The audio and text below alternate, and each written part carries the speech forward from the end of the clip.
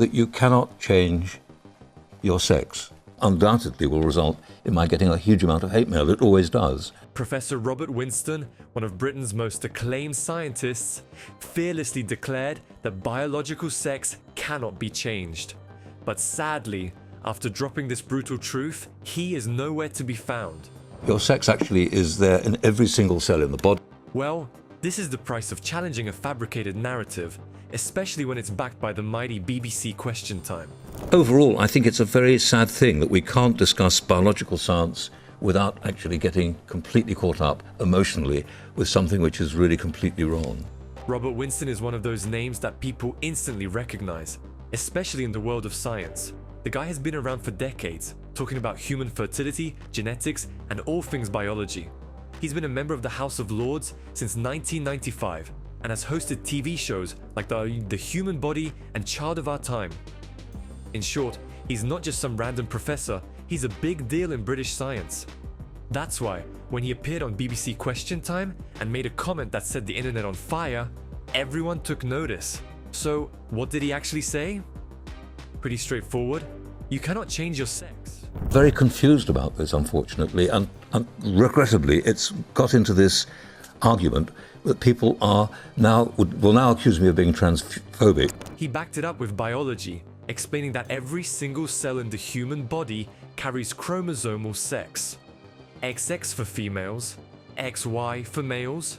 According to him, no amount of surgery, hormone therapy, or social identification can change that. Now, for some people, this was just basic science. For others, it was a direct attack on trans identities. And just like that, the debate exploded. Brain sex, they're all different. Immediately, people took sides. Gender-critical feminists and conservative commentators backed him, saying he was just speaking scientific facts that shouldn't be controversial. On the other side, trans rights activists and LGBTQ+ advocates were outraged, saying his statement was simplistic and dismissive of the realities trans people face. Social media, as expected, turned into a battlefield. The BBC, of course, got dragged into the mess. They've been in hot water before over how they handle discussions on gender identity. Some people say they're too strict on limiting controversial opinions, while others believe they're giving too much airtime to gender-critical views. Basically, they can't win. Phobic. Well, obviously there are trans people who say you absolutely can do that. Well, unfortunately, you can't say this publicly. This is one of the big problems. Even saying this on this program undoubtedly will result in my getting a huge amount of hate mail. It always does. But the real question that started popping up was, why hasn't Winston been on major platforms much since this happened? Some believe it's because he was quietly pushed out by networks that didn't want more controversy. Others think he chose to lay low to avoid the constant backlash. Either way, it added to the whole mystery, making his comment feel even bigger than it already was. A big issue about the attitudes. There are, of course, issues which are important about young people who are confused about their sex, but we won't go down that route here. But it does affect a whole lot of issues in schools and elsewhere in our society. Now, let's really break down what Winston said. Beyond just, you can't change sex. Basically, he was saying that while these factors are all different, they don't override each other.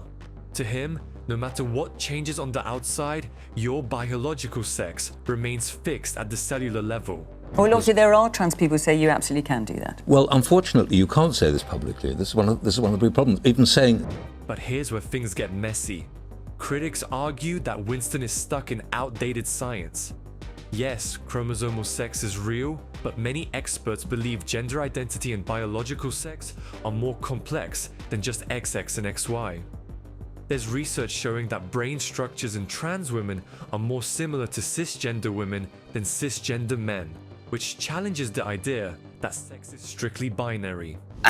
You're fully aware of your sex characteristics and your need to change them. So, we're actually acutely aware of biology. Plus, hormone replacement therapy changes secondary sex characteristics, which, in a practical sense, alters a person's biological profile. So while Winston may be technically right about chromosomes, Critics say he's ignoring decades of research on the fluidity of sex and gender. Yes, chromosomal sex, which is immutable, but it can also mean, we refer to it to mean hormonal sex, which he mentioned, which was odd because he said you cannot change your sex, then outlined hormonal sex. And I'm here to say your hormonal sex can change because I've changed it. And let's be real, he knew the backlash was coming. He even said it himself on the show, predicting that he'd get a flood of hate mail and be called transphobic. That's exactly what happened. The debate wasn't just about whether he was right or wrong, it was about whether his words were harmful. Trans advocates argue that saying things like this on national TV fuel discrimination and makes life harder for trans people. On the flip side, gender-critical voices say that scientific facts shouldn't be off limits, even if they make people uncomfortable. Of course, a lot of the things in science that are tied to sex are tied to the distribution of hormones in your body. So like if someone was treating me as a male with a testosterone-driven endocrine system, they would be sadly disappointed. So someone would have to consider the fact that I've reconfigured my hormonal balance. Now, looking at who actually supports Winston, it's mostly gender-critical feminists, conservative commentators, and academics. They argue that he's standing up for objective reality and that scientists shouldn't be afraid to speak biological truths. Groups like the Free Speech Union jumped in, saying that biology isn't bigotry and that we should be able to discuss sex and gender without being shut down. And the difficulty in this discussion is that people start to isolate different meanings of how they use the term sex, and often to talk at cross purposes about it, which he seemed to kind of actually demonstrate in his answer. The public is split on this. A 2022 YouGov poll showed that 60% of UK adults believe sex is biologically fixed, while 40% say gender identity matters more. That's a big enough gap to show how divided the country is. And this division is reflected in laws too. The UK Equality Act 2010 protects people based on both sex and gender reassignment, which means there's constant legal debate over which protection should take priority. My work has certainly been about talking about the social experience of trans people, which is what we call gender. Well, scientifically, Winston is correct. You can't change your chromosomal sex. That's a fact. But science isn't just about stating facts, it's about context.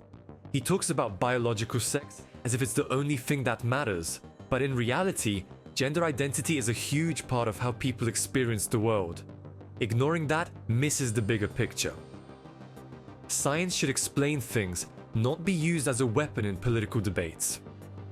LGBTQ+ organizations like Stonewall and public figures like Sean Fay, author of the transgender issue, were quick to call him out.